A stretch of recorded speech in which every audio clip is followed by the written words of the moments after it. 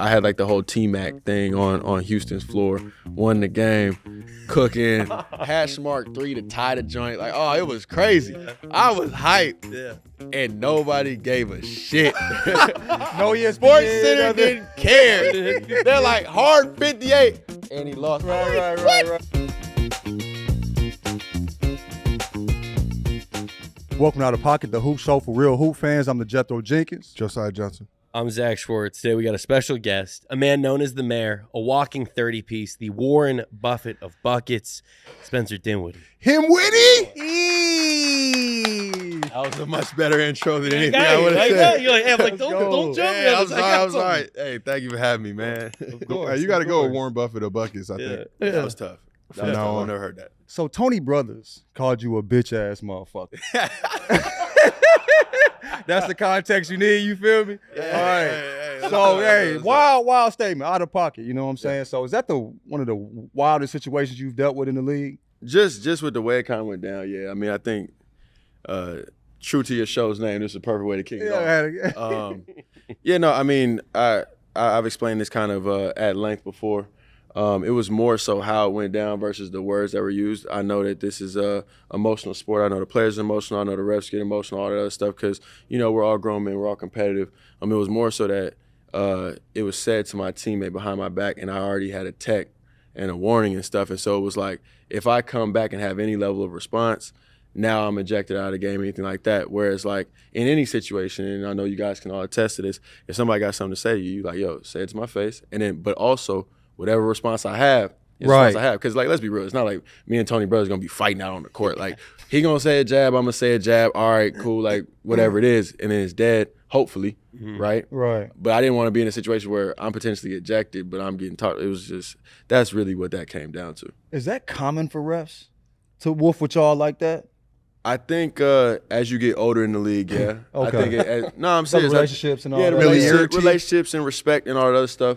And I don't think I'm LeBron by any stretch or anything like that, but I've done enough in the league to have a certain level of respect. For sure. I know like they'll silence rookies more so than older guys. As as you grow up in the league, you just see these things. And I'm going to be 10 years in the league next year.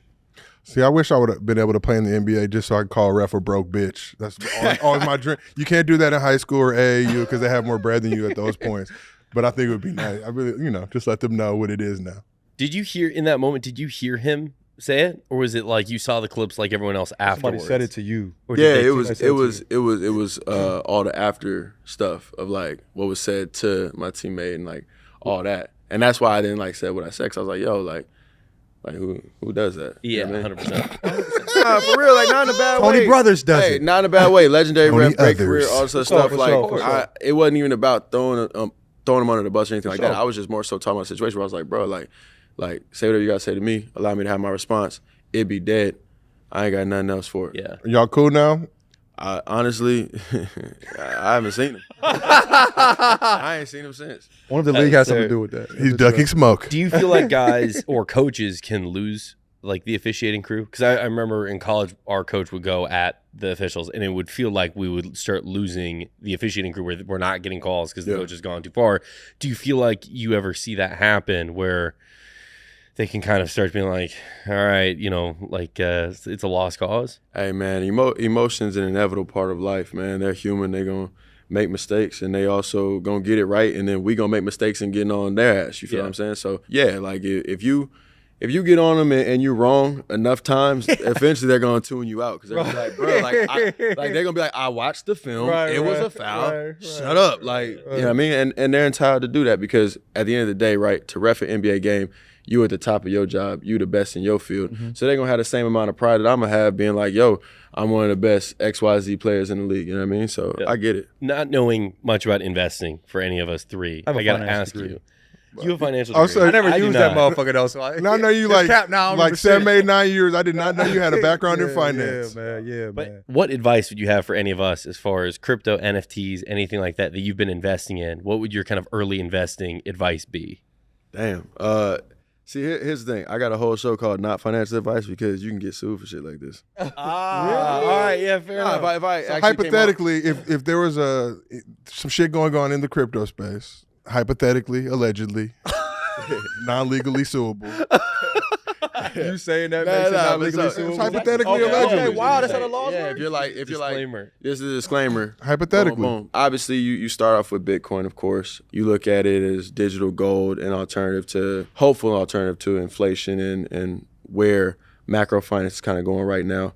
We look at all markets are really crashing now, crypto market included. So right now, I'm actually stacking a little bit of cash. I'm probably a little bit more cash heavy than I've been in my life, to be honest. In part also because of my contract, but that's a whole nother story. I just got the bag. You feel me? No, in general, but yeah, I mean, you look around all types of sectors, like we're getting hit, and it's probably gonna get worse in Q2. So You were early in with crypto, Bitcoin specifically, and you've seen, the rise, made a ton of money on that, and obviously the fall. Does it frustrate you, some of the bad actors, the Sam Bankman-Frieds, the Logan Pauls doing crypto rug pulls? Does that frustrate you as someone who is like early and believes in kind of the tech behind it? I would say the Logan Pauls frustrate me more in terms of the rug pull bad actors, because it's like, especially in his case, you already got money. You know what I'm saying? You don't need to do it on like gimmicky stuff. Wasn't there something where you wanted to get paid in crypto? Yeah. Can you break that down? Are you happy you didn't do that now, being that the market is kind of taking a hit? Hell no. You still want your Let's crypto? talk about it. Okay. Let's talk about it. No. Interesting. So what I was trying to do was democratize my contract. Something that the league ended up suing me over, and I had to like kind of get into it with them, and then it was all dropped, and now we're friends. But if you look at sports gambling and things of that nature, you're seeing it, right? Like fans want to be closer and into the game, and that was the whole premise behind it, right? Like, if I can get more money up front, whether it's in real estate, crypto, whatever it is, then that's better for me. Time value of money, right? And then the more the fans feel a part of the game, like every 3 I hit or whatever it is, there's little dividends or bonuses, et cetera. It's the same type of thing that they're doing with MGM now. So what I was just kind of doing was probably a little bit ahead of my time, using Web3 technology on top of it. They were a little bit gun shy, understandably so, because they're a multi-billion dollar entity, and you don't want a rug pull, you don't want a Logan Paul or anybody to take it down, and you don't want anybody to be incentivized to perform poorly. I felt like I had a pretty foolproof model. They didn't, so I ended up kind of changing it a little bit, but it is what it is. You were basically looking at commoditizing yourself as like a stock that people could invest in. As you did better, they would see returns on that, correct? Exactly. Which exactly, to that NFL, effect. they did that, right? Like Vernon Davis They with tried to Fantex. with Fantex, right? And then what you want to do, you want to get to a place where there's trading. So the business itself, right, would start to really generate profit off of being able to trade these assets apples for apples, basically. The player would see the incentive on the upfront money. The fan would see the incentive on the potential dividend and fan engagement aspects of it. And with crypto, Web3, NFTs, experiences, all that other stuff, it wasn't necessarily about them earning 50% on the dollar. They might only get 4, 5, 6% like a normal stock. But if I can get 4%, but Spencer's going to show up to my bar mitzvah, no, I'm serious, man. But I'm gonna get $1 million up front. Hey, listen, bro, we all happy. Right. My peasy, my kneesy. Hey, I'm serious. We all happy. Yeah. Like, And that's a cracking what I look at. bar mitzvah, to be real. As an innovator, Yeah. what would you change in the league? Like people been talking about a 4-point line and things like that. I think Grant came on here talking about he's picking up players at the 4-point line now. You know what I'm saying? Like, Yeah. Nah, we all got. the corner 3 and all that. Bring back the D-band. We all got 4-point lines on our courts in practice, just for like spacing, and then Oh, wow. people shooting with a little bit better range. And I think that's part of the reason why you see range expanding. I don't know, man, because if you get a 4-point line in there, then the whole scoring title and records and all this other stuff, it goes crazy. Like, But we're seeing this in football now with the 17th game. So I'm seeing all these guys break these records. Like, well, you got an extra game now. So I think, it was a time when there was only a 2-point line, right? For sure. Everything was a 2. Yep. The league has evolved now. They introduced a 3. I think your generation has really mastered it and taken it to a whole new level. Why not add a 4-point line? Like, guys, I ain't mad at it. I got range. that's So- what I'm saying. When I see you making stuff from near the logo, I'm like, damn, that should be worth more than 3 points. I feel it. Hey, listen, it'll help me out. They said Pistol Pete would average 50. there was a 3-point line in his day. Really? Yeah. Was That's how Pistol cold Pete? Pistol was. Damn. Was the jumper that wet? No, he was like that. I know, we like ain't gonna talk about. I know, Pistol, but I'm dog. just saying. That's the We'll one. do Bob No, Cousy. We can talk about Bob Cousy. Hey, I'm Pistol Pete, I'm not homework rolling with the basketball. Bob Cousy No, stuff. hey, so what are you? Where we I'm go? not Where you going rolling with with this? that. Look, here's the thing, bro. Hey, listen, and I don't want no legends mad. Yeah, Bob Cousy deserves his spot in the Hall of Fame and in the upper echelon of point guards because of what he did in his time. For sure. But if you drop, even I'll take myself, and I won't even use another example. You put me at 6'6", 220 pounds in the 50s, bruh, I'm God. Literally. They would worship you, bro. Bro, They would worship you. Think about it. Yeah. Think about it. I'd be what LeBron is right now, athletic, like the distance athletically between myself and LeBron, that gap. Yeah. Like that's the gap between me and them. But what if you had to issue play was in? But what if you had to play in Chucks though? What if you had to use their technology? You're playing in Chucks, dealing with the shit that they're dealing with in Boston at those times, smoking heaters and drinking beers at 11 halftime. teams. But that's what I'm saying again, right? That's why I give them their credit. Okay. Yeah. Because they were trashing their body playing in Chucks, doing all types of wild stuff. But you're an NBA player getting dropped back then. You could drop me back then, That's and I the- would have baked their ass. That's You what feel I'm me? saying. That's what I'm saying. That's why I'm being real. I see him dribble with one hand, and I'm like, bro, listen, respect to you for evolving the game. Same reason, like when some of the OGs be mad that like we getting hella bread, like they be like, oh, how Spence get this much money or whatever. Like these starter level guys are getting lifetime money. Well, you set the stage. You know what I'm saying? In 10 years, a starter might get $200 million. I'm be sitting there like, damn. You gonna be the one hate? Yeah. You gonna be the one hate? I'm not gonna be hating because I understand it's evolution, for bro. sure, Like for I'm sure. cool with it. It's evolution. Like, But I'm saying it is what it 30 is. years from now, do you really feel like you're not gonna be like when like the 12th man's getting like a $100 million a year? You're not gonna be like, Yeah. damn, dog. bro, I'm gonna be like, Elijah, what are you doing? Okay. Go get a bag. Yeah, okay. That's what I'm doing. right, Tell my right. son, go get a bag, man. So you said you've never lost in ones. Well, you lost to KD. Yeah. You said you lost to KD. Yeah. Who would you want to go back to and play one-on-one if you could play anybody in history? Kobe. Kobe. Easy. By far my favorite player. The only basketball player that I really like idolize. You know what I mean? Like you gotta remember LA kid, Yeah. you know, born in 93, he started in 96. Like that was the guy. And then also never having like played with him, only having like conversations and stuff like that. You know how sometimes like if you get too close to your idol, you kind of lose it or something like that. Yeah, Like you gotta yeah, play yeah, with him every day yeah. or something like that. So I didn't have that experience. So he still is just kind of like I'm a fan. Yeah. You know what I mean? Like I'm not a fan of no other basketball player really. What Yeah. would the score have been? What? The ones with Kobe. With Cole? Yeah. See, here's the thing. Because no. I'm gonna keep it a stack. Understandable. I'm gonna keep it a stack because obviously the unfortunate events. For sure. I'll just say I'll take an L. If he was here, I would say call him up right now. Run that. You want the smoke. I Love want that. it all. And he would love that too. I want it all. Hey, show me. yeah. Cause hey, listen, many have tried. Yeah.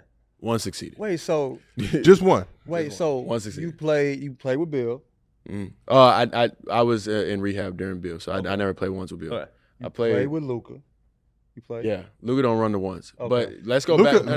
Ducks. Okay. Luka Ducks 1-on-1s. No, like we do 5-on-5 and shit like that. But Let's if go you pulled him aside prior though and said, to- Luka, let's go 1-on-1 right now. Oh yeah, he would probably play, and I beat him. But LD knows this. We've talked about this already. It's not new. Yeah. But you go pre ACL.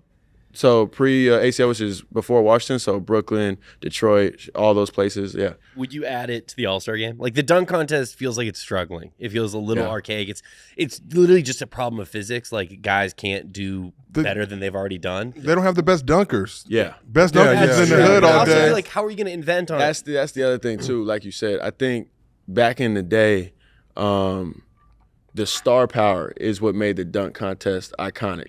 You know what I mean? So you need a mix of like he can really dunk, but he's also a star. Because I'm gonna keep it a stack with you, right? And we've got some people with crazy bounce, like Kenyon Martin Jr., right? Yeah. Crazy bounce. I hope he does something special. Props to the young kid.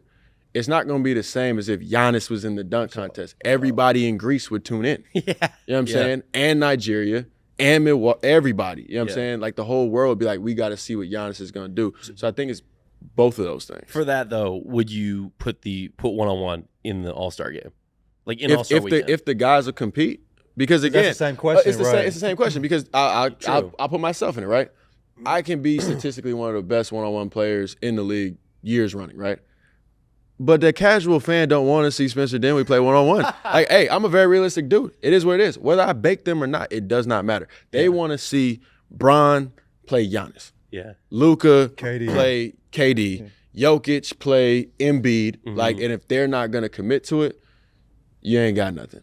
Do you think there's an appetite for it? Do you think guys in the league would be like, I want the title of best one-on-one guy? Hell no. You want to know why?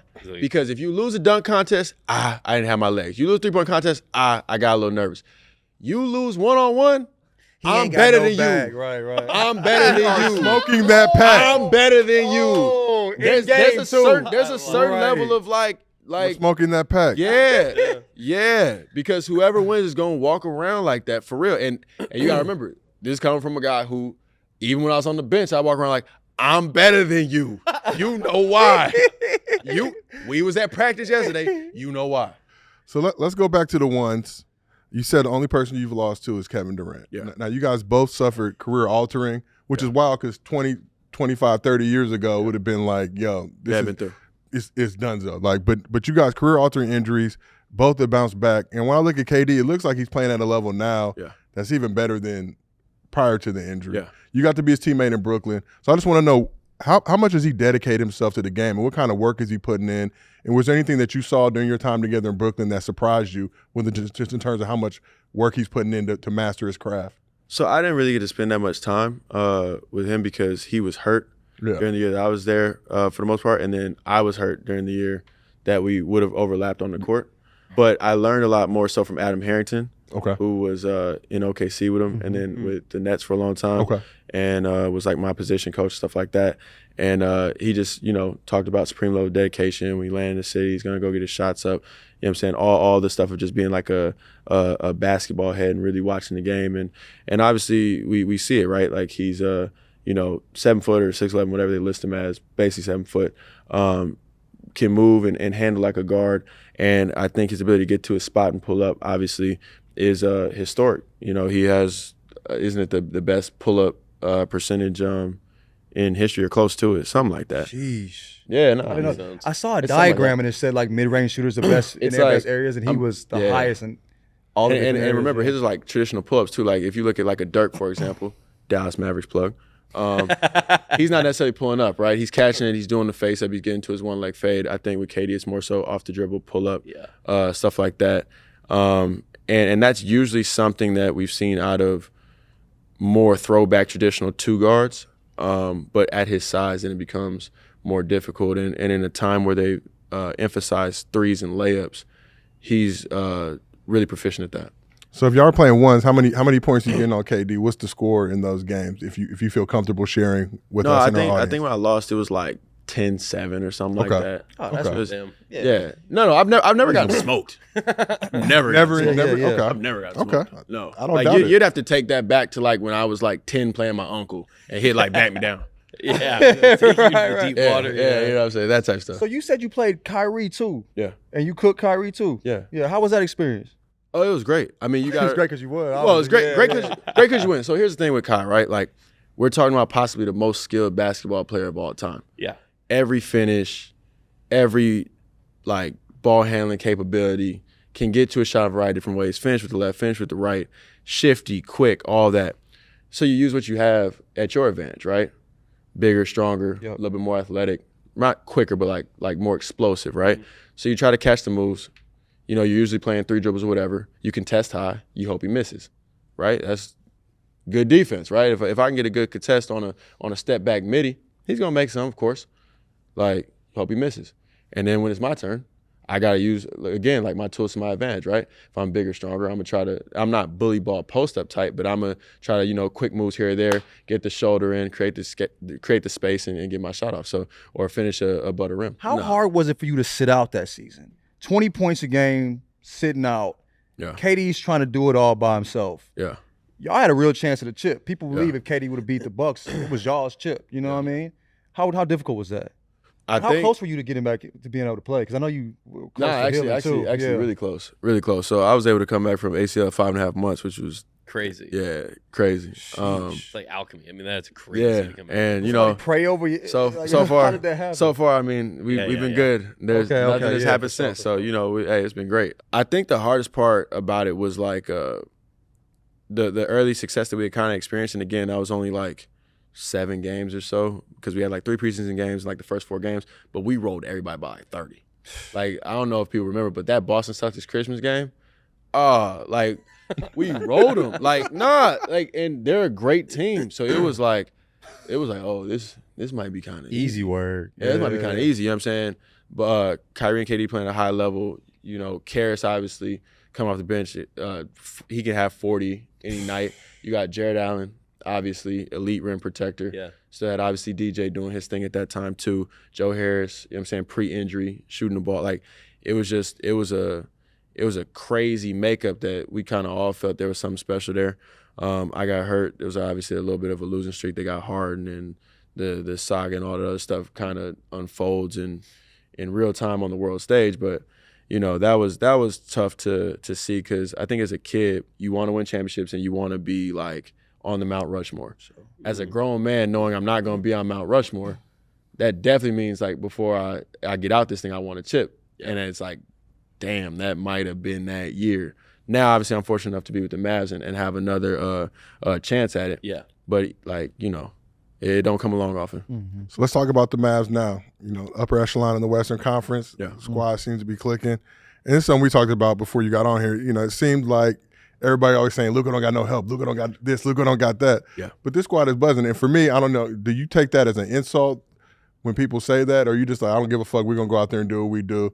Because it ain't, you know, no one person, like we've seen with Bron, you know, with these Lakers squads, no one person could just carry a squad. You need everybody to be doing their job and playing their role, playing their position. Yeah. So, I mean, like you said, everybody got to do their job, play their role, play their position. And you guys are also part of the media, so you know that, like. We don't fuck with the media. Yeah. you know, I don't know them niggas. We don't know them. That's one N-word. Hey, you know what I'm saying? The other media, you or media adjacent, you know what I'm saying? You say that. You hear things.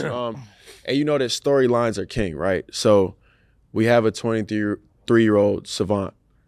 It's very easy to say that, right? Like Luka's amazing. He's been the prodigal son and the prodigy from, you know, the beginning.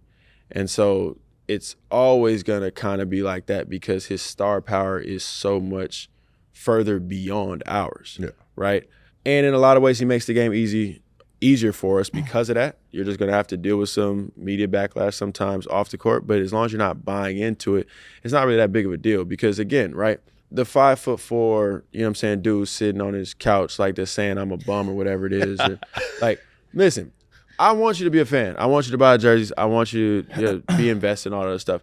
But, like, hey, listen, bro, I've averaged 20 points before, bro. Like, that's not going to faze me. It's part of the game. You know, Luka is obviously far and away our superstar, and we have other guys that are good players, obviously, but because there's not another, like, superstar, it's not going to be, like, pitted against, you know what I'm saying? The light's not going to be shown against each other and, like, apples to apples. It's going to be Luka and the boys. And so you just got to be mentally tough and be built for that off the court because, like I said, on the court, he's going to make it a lot easier for you. Like, people been talking about Luka winning MVP since like year 2, it feels like. Yeah. You know what I mean? This year feels different. Yeah. You know, like he's been going crazy. Yeah. Like, how does, like, what's been different this year, like in his preparation or? Well, I mean, you got to remember, I've only caught Luka's preparation really this year. Okay. Because getting traded midseason last year. Yep. And getting on the team, we're already in no practice mode for real because we already making a playoff push and all that other stuff. So, you know, you don't really see it. But in terms of like everything that he's capable of doing, oh no, he's a monster. He's a true superstar. We talking about he's got post game, he's got the step back, the fades, and get to the mid. He's got the little, you know, Luka magic ball fakes and whatnot. He's really like the separation between whether he's like really cooking or kind of cooking is if his step back 3 working. If his step back 3 working, he's hard to guard. Yeah. Like I don't know what to tell you. If his step back 3 is not working, you may have a chance. Can I ask who the best bucket getter you've played with is? We have like the list up here, but who if you had to pick? Scorer or like scorer, bucket getter. We need a bucket. Bucket. You're getting it. Biggest bucket. I don't know, man. Luka be hitting some clutch shots, but I would probably say pure bucket, KD probably. Yeah. But like if I'm talking about like dominating the game, I would go with Luka. Right on. Good answers. And what makes Luka so dominant? I mean, look, I was watching the Clippers game you guys had recently, and you guys were trailing for most of the game. They were doubling him a lot. Yeah. And he was just moving the ball around. But, once that fourth quarter hit, they kind of pulled back on that double, and he was just – it seemed like there's times when he's just unstoppable. In the moves, for me, he has a kind of a build, I'm just saying. Dad bod. He got the dad bod. Yeah. So it's like moves you would see at the rec center at the park, but we've all been at those parks where dudes got these moves that you just literally can't stop, and it's deceptive. So what's it like just seeing him on the court doing that stuff? I think like one of the biggest pieces about it, he's a little bit quicker than people think, and he's not strong in the sense of like powerful. He's strong in the sense of like really heavy. Okay, You know what I mean? Like he's just like he kind of lays on you. Like when he Like, posts up, uses he's his body well. he's Yeah. kinda, like if you look at when he posts up, he's kind of like laying on you, and it's like this tricky, slow like game, and if you like we've all played sports or played basketball, whatever it is, and if you can pick up on somebody's like pattern, even if it's really fast, you can start to guess it, right? And he's kind of like always off beat. Interesting. Yeah, The I mean, awkward his- boxer. yeah, and so he might knock out the champion, Right. just because he's awkward. Like Tyson Fury. You can't read it. Yeah, you you can't read it. him. You're Yeah. like sometimes he goes up for a shot Oh, wow. and then passes it, and you're like, you know what I'm saying? What? You're getting ready to run back on defense, and then the ball's fired to the corner, and you're trying to catch it. You know what I'm saying? All that other stuff. But the same way you're surprised, the defense has no idea what's going on. Yeah. Did it take a moment to adjust to that as a teammate catching that pass? Yeah, for me, it probably took a good 10 games to be like, oh, I get it. He's passing it late. But, like, for whatever, the defense still can't pick up on it. Yeah. Like, at all. Like, it's amazing. Like, I've seen him, fake, ball fake, center turns his head, like, or center will look up this way. I'm like, bro, he faked the bounce pass. How you look at They just so confused yeah, at he that be point, bro. confused. He just, and that's why I call it Luka Magic. He just be over here just doing his thing. Like, it's crazy. I want to ask, in baseball, they had a year where it was juiced baseballs. Guys were hitting home runs like crazy. This year, we've sort of seen this insane outbreak in scoring. Yeah. What do you attribute that to? Are guys playing defense differently or not at all? Like, how are there so many guys scoring so much right now? I mean, I think the skill level is higher than it's ever been. Yeah. One, and then two, I think that you're seeing offenses get back to just like giving it to the star and being like, all right, do something. Because I think people are trying to switch a lot more to try to kill pick and rolls. So you're seeing teams go a little bit smaller and not play like really traditional fives, things of that nature. And so when you start switching, that's why like stars and guys who can really boogie are at a premium. Because now me and you, I have to beat you. You know what I'm saying? Whether that's scoring, whether it's just getting in the paint to break the defense, whatever it is. But now, like, to just be like a specialist is like there still are some, but it's kind of like the trend is going another direction.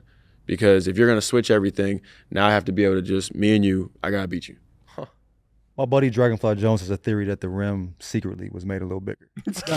That might be. That y'all stress it out a little 40 for 40 Hey. for the free throw line and shit like that. Hey, Weird, man. you know what I'm saying? Hey, man, look, I'm all for the NBA conspiracies, bro. So we love Luka on this show. We like to joke, or I do, that he's got some Negro tendencies. It For seems sure. like he's really developing his blackness. So I want to know, what's the blackest thing that you've seen Luka do? God damn! Like that's still that Yeah, gotta that's be black. up there. That gotta be up there. Like, what kind of hot sauce guy is he? Like, is he hitting the Franks? Is he hitting the Crystal? Like, Oh, man. I know he's not Tabasco. I just Nah, he's not. He's like, get that shit away from me. He got his black card for sure, bro. He just the swag he play with is crazy. Like he I think the best part is when he starts calling out what he's gonna do. No Because way. it takes like you gotta be really nice to do that. Like, That's some Larry Bird shit. Oh yeah, like I'm Yeah. finna go down. I'm gonna post up one leg fade. Like, yeah, watch what I do to him. Have you heard Luka say finna? Has Luka said finna? I'm serious. Is he I've telling heard the him say. defender? I've heard him say cap. Oh, okay. I've heard him say cap. is he telling the defender this, or he telling you like, look what I'm finna do to this man? Here's the thing though. If I'm sitting right here and he's like, Spence, look what I'm about to do. And I'm just standing right here. He just kind of sort of being polite. Right. Not to start a fight. I think that's more fucked up when y'all are having a convo about me and I'm not even involved in it. Right there, like you ain't there. Yeah. Like I can hear y'all, He's Luka. tough. Hey, listen, man. LD got game, bro. Do you ever just start laughing, like, when he's doing it, and it's like you're trying to be serious? Oh, nah. When he gets to cooking and we get a lead, I start laughing. Like, cause you start. I mean, look, it's inevitable, man. Yeah. If a dude's going for like 40, then 50, you know what I'm saying, and the score is climbing, and you're up by like 15 points or so, you naturally start to kind of watch the game. Like, it just is what it is. Yeah, like that. You know what I'm saying? If you're down like 5, you're like, oh, no, I got to get this stop, blah, blah, whatever. But if you up like 12, 15, you kind of start just watching. Grab some popcorn. When Yeah. Luka had the 60-point triple-double, were you kind of like glancing up, seeing it like on the boards? You didn't even know until after? Nah, because we were getting smoked. So we had to come back. Nah, bro, like I almost had like 30 that game, bro. We were getting lit up. So you're not even, down because you don't want to see what the 13. score looks No. like. You just know we're getting smacked Yeah, right we were now. getting smacked. Get a stop. We had like 9 points in like 2 seconds to even get to overtime. Yeah, right. ridiculous. I remember that. Yeah, That was a ridiculous. record in itself, wasn't it? Like Yeah. that never been done before. Yeah, like it was. Yeah, no. How was Like, it I being in locked that game? Like, what was the experience with all these records being broken? You know what I'm saying? You don't know until after. To be honest, like it was more. It's like a frantic dash to like tie the game. Then you tie the game, and all we're saying on the bench then is like, oh, we finna get them. Like they gave it to us. We finna get 'em. Yeah. We finna They're get 'em. broke. They're Yeah. gonna break. Yeah, because like think about how deflating that is, right? For sure. Like you had a big lead. Luka got to have 50 at the time, right? I don't know how much he scored in overtime, but he's got to have 50, 52, something like that. Going crazy. We actually tie the game. We get to overtime. Yeah. So in a lot of people's minds, Luka's the front runner for MVP. Mm-hmm. But if you had to pick somebody besides Luka based on what you've seen this season, I know it's still early, but who would you say is the most valuable player in the league right now besides anybody on your team? I mean, I know Giannis gets a lot of flack for his play style being like boring, and kind of like just skinny Shaq. But like, Run and dunk. Did he, man. So they were. bruh, Did he play like a street shark? yeah. That's crazy. But like, here's the thing, bro. If you can't stop it, you It's can't a stop fact. it. Yeah. You know what I'm saying? It's effective. Like there's art and beauty and stuff to the game of basketball, but at the end of the day, we still get paid to win games. And he does it at a very high level. I feel people say the same thing about LeBron, though. It's like, oh, he scores a lot of layups. Like, yeah, but there's motherfuckers that get paid millions of dollars. But I think to the way stop LeBron that. did it was a little different. LeBron was coming off pick and rolls. He I'm was just- but also I'm just- making reads. Giannis be just downhill. But I'm just saying from the Bully, standpoint, bully. Knock one dude off, knock the next dude off, dunk it in the center face, run back down court. I'm just saying from the standpoint of people see, oh, it's a close shot, but it's like it's the NBA to get that close shot, Oh, for which sure. you have to do to be able sure. to get At his that. size, too. Oh, It's wild. for sure. Yeah, no, that's an argument I have all the time because it's He something just I've makes been saying myself layups. about. Like, yeah, that's the easiest, most efficient shot. Why wouldn't I do that shit? yeah. What's it like having Cuban as an owner? Have you pitched him anything? Like, what's your Shark Is Tank there a idea? team You Shark know what I Tank mean? day? Nah. I ain't pissed him nothing yet, but It's he- coming though. It's coming. Yeah. At a certain point in time, maybe when we get to like contract talks or something, I'll be like, hey, let me slide this to you too. Are there any business conversations going on? It was interesting. One time, it was last year. We were blowing some team out. He yeah. No, not saying it. I just happens felt like every I knew time. where this was going. Because he sits like on the baseline right near our bench, and he had said something. He had been like, "Hey Spence," and I was like, "Huh?" And he was like, "You invested in Hedera, huh?" And I was like, "Yeah." And it was interesting, like the little 2-minute kind of discourse where, like, it was like, "Damn, like you kind of are up to date on what I'm in," and not so much saying he's tracking what I'm doing, but that he's possibly looking at it himself, and then maybe they told him, "Oh, Spence in it too," or however it played out, right? Not saying like I'm super important or anything, but like it was like, "Oh, he's locked in," like because I've never had any experience like that really with owner before. But he asked you mid-game. That's what I was laughing You know about. what I'm saying? No, Like, he be right there. He be telling like the ref to challenge the calls, and he be telling them when. but they, that's about basketball. He asked you about an investment Yeah, mid-game. 'cause- That's fire. That's Hey, fire. no, it was dope. important. We He was- bored as we fuck. was- Right. No, that's what I was laughing about because I'm just imagining we watch the TV feed. We might see y'all. And it's like, oh, they're probably talking about some game Right, related. right, But like, oh, this Oh, game's yeah, over. no. Yeah, we on some other shit right now. Right. Oh, for sure. Please. Once the game is over, bro, we're talking about whatever, man. We're talking about dinner, everything. Was it particularly enticing getting to play for Mark Cuban? Like just getting to have that kind of a business mind to bounce ideas off of as like someone who invests like yourself? To be honest, because I was traded, it wasn't like I made the decision for that reason. It was one of those things where it was like, okay, Spencer, traded. Oh, where am I going? Dallas. All right, cool. What's the roster look like? Yeah. Coach, boom, play style. Okay. Oh man, this might be a dope little little benefit to. I guess I more wondered from a free agency perspective if there are guys out there that have a similar mentality to you. Do you think Cuban being that guy helps bring guys into the building? Or I think it could. You know what I'm saying? I think that there's just other factors that are always going to weigh more, right? Like it's always going to be, who's the team, what's the play style, are they going to pay me market value? Yeah. Obviously, I think Dallas also having no state tax probably helps. Yeah, for sure. And then you probably get to, MC probably about 5th on the list. Though. Okay. So look, we're getting close to the trade deadline. You've been on that side. Yeah. How tense is that in locker rooms where now you develop relationships with guys for these first couple months of the season, and just knowing that you could walk in 24 hours and it's completely different. Yeah. I mean it's definitely crazy. My first experience with that was I think that was the first year in Detroit when they kind of cleaned house with the locker room and got like Reggie Jackson in there, and the trade deadline hit, and it was like people were just kind of gone. You know what I mean? So it was crazy in that respect. And then obviously being in a situation where I've been traded, I've been in also situations where I've been told I wasn't getting traded, so I kind of had peace at the deadline. It's a very big emotional roller coaster, and you got to remember, like, it's not just you. Like, people have families and other things and that are affected by any decision that happens. So, it's not common where your job just relocates you spur of the moment in a day, you know what I'm saying, with no real heads up. And how does that work? I know a lot of teams, guys have group chats. How does that work? Trade happens in the group chat. Do you immediately boot the dude? Do they self-boot? You got to start a new one. Do you start? But now you've got multiple. You've got multiple group chats. I'm just want to know which. But it might have been the most cracking group chat. Yeah. I'm gonna still keep this dude in here because he got the best jokes or whatever. He makes it. Memes. Oh, the side group chats keep going. Okay. So let's say you got like a 4-5 teammate group chat. That side joint keeps going for sure. Okay. The main one though, right, with like the team header on it, right? Like the dude gets traded. They say, thank you guys for everything. And then obviously they boot you because there's no further updates. Oh, it's the one with the coach in it? I'm not rolling with that group chat. I'm not rolling with the business group chat anyway. The side group chats, they still. And what's the criteria for a guy to get into the side group chat? Like, what's the feeling like for you when you get invited to that group chat? You get that text like, oh damn, y'all really, this is like an active ass group chat. Oh yeah, nah. When you get in one of the fun group chats, like, that's when you know you arrived for real. Okay. That's like, I'm on the team for real. Do you feel any pressure? Oh, I got to deliver. I got to come with the best memes. I got to put Josiah shit in there just to really.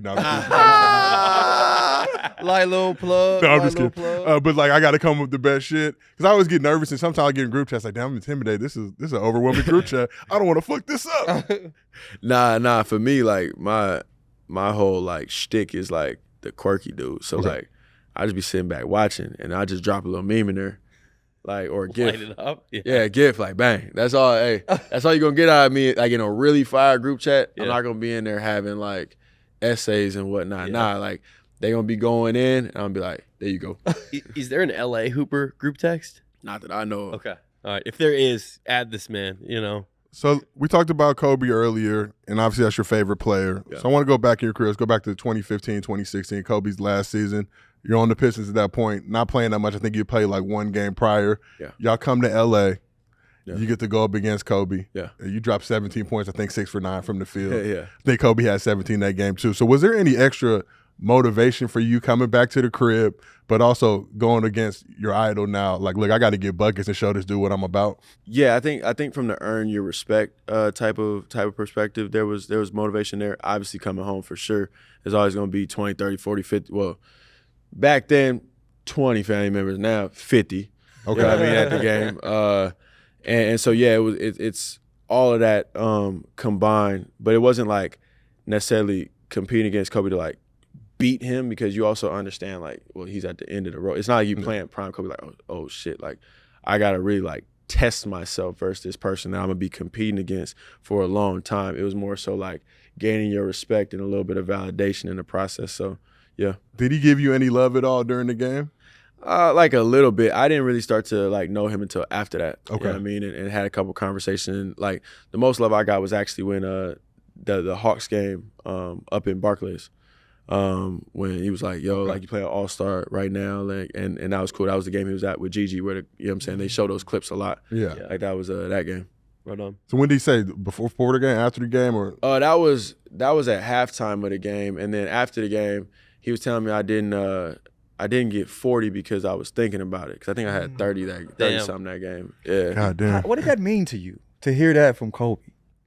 Like, because he was joking and smiling and like we was just dapping it up and shit, and he was saying that, I was just like, damn, like, you know what I mean? Like that was a different, like, because I had like side conversations before, but like, you know what I'm saying, and like casual things, but for him to be like courtside and like validating the performance he just watched, where he was like, nah, you was cooking. Like, you know, you could have got 40 though, but you was thinking about it. And then, you know what I'm saying, next time you get 40, really, you're going to get 50 because you're just going to be like going. And then I was like, damn, like. Kobe said you were 50 ball. That's crazy. Like, yeah. Damn, okay, like. As an LA kid, is there a favorite Kobe memory that you have? Actually, I'm going to tie this all together. Yeah, please. 60 points in 3 quarters. Against who? The Dallas Mavericks. The Dallas Mavericks. Wow. And he set out the fourth, right? Yeah. Yeah, they set him in the fourth. Yeah, that Imagine was cooking crazy, your team like, I ain't want to play y'all motherfuckers in the fourth hey, quarter. we good. I got my They 60. forced him to sit. You I know got he probably 60. still wanted to keep baking. Oh, of course. I mean, You know what I mean? but even for yourself, when you're on a heater like that, how hard is it? It's like, look, coach, I know we up, whatever, but fuck that. Let me go ahead and get this. I want to see what's the most I could do. Honestly, because he was such a killer and lightweight disrespectful, I feel like he was probably like, you know what? I'll spare them. Don't want to waste the Spare him buckets. another 80 piece. Spare him. Wasn't it 80 piece within like weeks of the 60-point game? that was part of that run, wasn't it? Yeah, the crazy Yeah. 11 game Yeah, run or yeah, something. yeah. He was going crazy. Yeah. So If a guy is going on against you, like someone's going for 60, what's your team's reaction to that? Like, are you guys like, anyone stop him? Hey, this is another shameless plug. I've been there, Yeah. and I won the game. Wait. Okay. Harden went for like, I want to say like 58 against us. I had like 35 and 10 and like 9 in like the last And like, they win. there we go. 15 seconds, Yeah. tied the game, won in OT at Houston. Harden went stupid though. Yeah. There was nothing we could do. When you tell that story, 'cause What? if I'm you, I'm like, yeah, I gave Harden 35-10. And like, what'd he get? I don't even remember, man. He was, you know. He had something. He did I'm something. just keeping it a stack, bro. Man had, I'm pretty sure it was 58. Like I'd have to look it up because I don't remember. But I had like the whole T-Mac thing on Houston's floor. Won the game, cooking, hash mark 3 to tie the joint. Like, oh, it was crazy. Yeah. I was hyped, Yeah. and nobody gave a shit. no ESPN. Sports Center didn't care. They're like, hard 58. And he lost. Right. I just had the team back with the 30 piece and the 10-11 assists and the tire and the Are you counting those buckets though? You like, I'm at 30, like, you know what I'm saying? Nah, because we were trying to win the game. Yeah. You usually start counting more so when you're like, oh, you got a little cushion. Like if you got like 28 points and you up 12, you're like, okay, I need to go get 30. Like I'm here, I might as well do it. But like when you're trying to win the game, you're just going. You know what I mean? How much does it hurt to get 29 and not the 30? Because that was the thing when I was hooping. I always be like, I always wanted to hit that Bruh. next round number. For sure, the hood 30 ball is the worst. I hate that. There was a stretch, but I was in 30 ball, that's there what was a we stretch in Brooklyn where I hit 39 like twice in like 5 games, and I wanted to like punt the ball in the stands. Like, what is this? Like, bruh, because I had never hit 40 in the league, so I'm like, bruh, like, no, this sucks because they'll be like, you never hit 40. You know what I'm saying? I ended up doing it against the Spurs later, but like, oh man, I was hot. Like, I don't want this 30 shit. And what was that feeling like when you finally eclipsed that 40 The point? only thing that sucked was we lost, so I couldn't even really enjoy it. But you weren't thinking about it a little bit though? Like, I did get 40. Oh no, Y'all lost, I not me. did. No, not the y'all lost part. I can't do that. But For sure. but nah, I was. You get in the locker room, you're like, damn, we lost. And you're like, but I was cooking though. Then you look at the stats, you're like, oh shit, 40. Hey, I was cooking. I'll be like, y'all lost. I was cooking. Hey, y'all lost. I did my part. Nah. It's just one of those situations you gotta remember. Just because I hadn't done it before and it was a career high, it was like that. It sucks when you're in that like 31, 32 range and you lose. Like we lost like the Magic this year, I had like 30, and it was just like, whatever. Yeah. You know what I'm saying? Once you've done it, then it's like, fuck. But like if it's a career high, then you're kind of like, this sucks. But like, that was kind of cool. The like extra little, Yeah. I think I can speak for all of us because we've never played in the league. If I got 1 point, I'd be like, yeah, you see that one I gave to Magic? You see that one? There are a lot of comparisons made between Harden and Luka. Yeah. How do you kind of weigh all that out, and what's your thoughts on those comps? I don't necessarily think it's a bad comp. Yeah. I think where there's a separation between Luka and Harden, I think Harden probably played with a little more pace.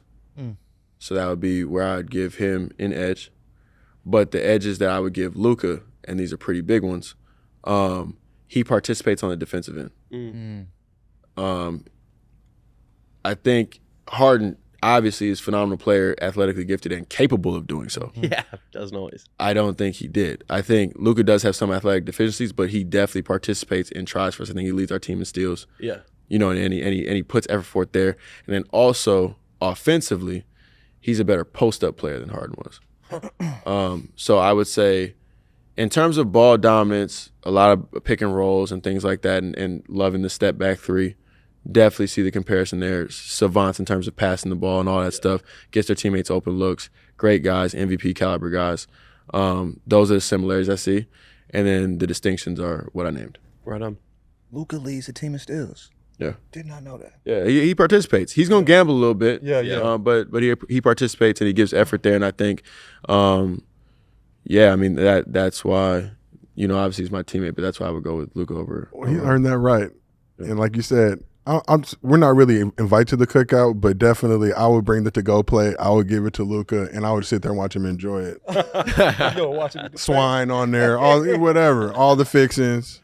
Turkey necks. Man. Appreciate you. Thanks for pulling up, man. Thanks a lot, G. Appreciate you, man. Thank you. Out of Pocket drops once a week. You can find it on YouTube or wherever you get your podcasts. If you're watching on YouTube, comment, like the video, and make sure to subscribe.